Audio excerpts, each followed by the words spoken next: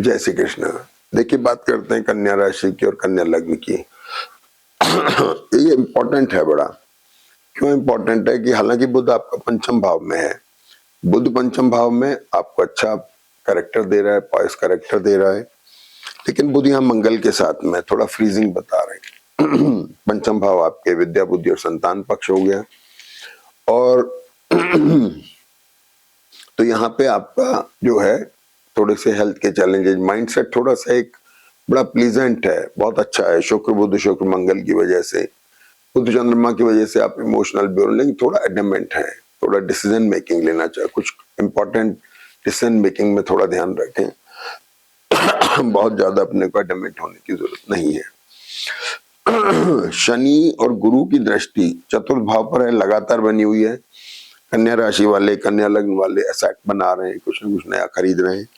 संतान पक्ष को लेके कंसर्न दिखाई दे रही है, मैरिटल और बिजनेस रिलेशनशिप को लेके कंसर्न दिखाई दे रही है। और केतु द्वादश में, जिन पर मंगल की दृष्टि है, तो मंगल की दृष्टि केतु पर है। ये बड़ा एक्यूट कॉम्बिनेशन है। जैसे ये थोड़े पास आएंगे तो बड़ा धमाका करने वाले हैं। जैसे पिछले दिनों के अंदर काफी डेवलपमेंट ऐसे आए थे जो अच्छे नहीं थे, अखबारों में पड़े होंगे, वैसे ही कुछ मंगल और केतु का कॉम्बिनेशन फिर से कुछ करेगा। लेकिन अभी ध्यान रखने की जरूरत है, आप केयरफुल रहें, किसी तरह की इंजरी वगैरह से, मेंटल ब्रेकडाउन से बचें। हाँ, हमारा चैनल भी सब्सक्राइब करें। और इसके बाद में हम देखते हैं कि चंद्रमा यहाँ पर आपके, और यहाँ पर जो है ना शुक्र मंगल बुध चंद्र, ये सारे ग्रह अस्त हैं। अस्त ग्रह थोड़ा सा मन में मलिनता ला सकते हैं, लेकिन इनका बहुत ज्यादा दुष्प्रभाव नहीं होता। हेल्थ के इश्यूज पर थोड़ा ध्यान रखते हैं। तो ये जो कॉम्बिनेशन है, इसकी दृष्टि एक सिस्टम से द्वादश पे भी हुई। लग्जरी चीजों में खर्च हो सकता है, संतान पक्ष को लेके कुछ खर्च हो सकते हैं,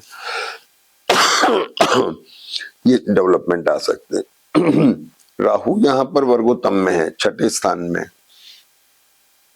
लेकिन नक्षत्र ऐसे हैं जिनकी वजह से विम्सिकल कैरेक्टर आ रहा है। किसका? एक्सपेंसेस का, ट्रैवल का। तो एक्सपेंसेस लग्जरी प्रॉन चीजों में या किसी में इतने ना हो कि आपकी लाइबिलिटी क्रिएट हो जाए, इसका ध्यान रखने की जरूरत है। अब चंद्रमा यहाँ पर आ गए मकर राशि में, और इसके बाद में 11-21 तारीख को चंद्रमा कुंभ राशि में आ गए। यहां अगर अपन देखेंगे,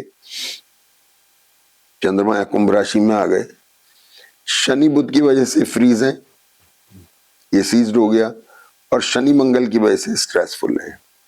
तो चंद्रमा जैसे स्ट्रेस में आ गए, छठे भाव में है, ट्रैवल करा सकते हैं, थोड़ा सा हल्का फुल्का स्ट्रेस दे सकते हैं, थोड़ा एडमेंट आप हो रहे हैं। राहु चंद्रमा के साथ वैसे भी स्ट्रेसफुल होता है। और तो ये चंद्रमा और गुरु की दृष्टि थोड़ा डिससेटिस्फेक्शन ला रही है। तो डिससेटिस्फेक्शन कहाँ आ रहा है? संतान पक्ष को लेके, सोच विचार में, अपने अंदर छुपी हुई मलिनता, या थोड़ा सा एक आपका इमोशनल कैरेक्टर या कुछ ऐसा कर लें, उसको लेकर के भी है। छठा भाव पेट से संबंधित समस्या भी बताता है। ध्यान रखने की जरूरत है, पेट से संबंधित परेशानी हो सकती है। शनि आपके 6th लॉर्ड 7th हाउस में है। मैं आपको बार बार लाइबिलिटी के लिए बोल रहा हूं, अपने बिजनेस और मैरिटल रिलेशनशिप में किसी भी तरह की कोई लाइबिलिटी ना है। एक लाइबिलिटी बन जाती है, लिए गए डिसीजन इस समय आगे जाके लाइबिलिटी में कन्वर्ट होते हैं, तो थोड़ा ध्यान रखने की जरूरत है इस समय में। ये बात हो गई। अब चंद्रमा कुंभ राशि से मीन राशि में आ गए, यहां इंपॉर्टेंट रोल प्ले हुआ। चंद्रमा का विशेष ध्यान रखने की जरूरत है। मीन राशि में रीडिफाइनिंग मोड बना रहे हैं शनि के साथ बैठ के। अब यहां पर विशेष तौर पे ध्यान रखने की बात है कि शुक्र मंगल एसिडिटी दे रहे हैं, शुक्र बुध, ये इंपॉर्टेंट कॉम्बिनेशन है चंद्रमा बुध का, जो मैंने आपको बताया शायद कि बड़ा एक्सीडेंटल कॉम्बिनेशन है। अगर आपकी जन्म पत्री थोड़ी ठीक चल रही है तो बहुत अच्छी बात है, अन्यथा ये यकायक परिवर्तन लाती है। अब ये है कि चंद्रमा जब राहु के साथ थे, इसके बाद में स्ट्रेस से निकल के चंद्रमा आ गए 23 तारीख को मीन राशि में। चंद्रमा जैसे मीन राशि में आते हैं, चंद्रमंगल आपको एसिडिटी बताते हैं, और चंद्र शुक्र एक अच्छा वैसे तो प्लीजेंट कॉम्बिनेशन है, लेकिन शुक्र अस्त है मंगल के साथ में, और मंगल बुध जो है ये बड़ा एक एक्सीडेंटल कॉम्बिनेशन बना, इसने राहु को कवर किया हुआ, तो राहु यहाँ पर एक्सीडेंटल हो गए। एक्सीडेंटल अच्छे मायने में भी बुरे मायने में भी ये यकायक काम कराते हैं। अब आपके हॉरोस्कोप में अगर अच्छी दशाएं हैं तो एकदम से अच्छे रिजल्ट मिल सकते हैं, नहीं है तो कमजोर भी मिल सकते हैं। राहु की दृष्टि गुरु पर है जो दशम भाव में है, मैरिटल आपके प्रोफेशन को गवर्न कर रहे हैं। बिजनेस में यकायक परिवर्तन आ सकते हैं, नौकरी में यकायक परिवर्तन आ सकते हैं, थोड़ा डिससेटिस्फेक्शन भी है। ये इसकी चीज। चंद्रमा यहाँ बैठ के रीडिफाइनमेंट बना रहे हैं, मैरिटल और बिजनेस रिलेशनशिप, आपका प्रोफेशन जो स्ट्रेस से उसे बाहर निकलने की कोशिश हो रही है, ये चीजें आ रही। तो चंद्रमा 7th हाउस में मैरिटल और बिजनेस रिलेशनशिप को थोड़ा वो कर रहे हैं। गुरु शनि की दृष्टि चतुर्थ भाव पे लगातार एसेट को लेके कंसर्न बता रही है, बना भी रहे हैं आप एसेट, बन भी रहे हैं। 23 तारीख के बाद में जो बसंत पंचमी है उस दिन चंद्रमा मीन राशि में रहेंगे, और इसके बाद में 25 तारीख को चंद्रमा मीन राशि में वर्गोत्तम में आ जाते हैं।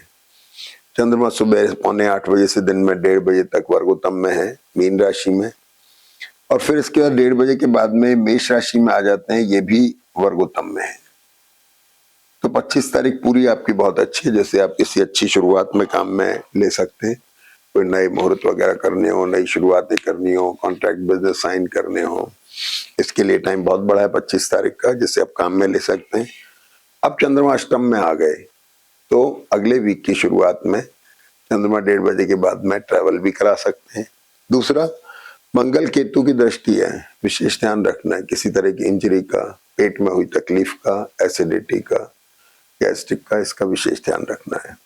ऐसे कुल मिला के जो स्ट्रेस से वीक स्टार्ट हुआ था वो वीक अब थोड़ा रिलीज हो रहा है, बेटर हो रहा है, इसका फायदा उठाएं।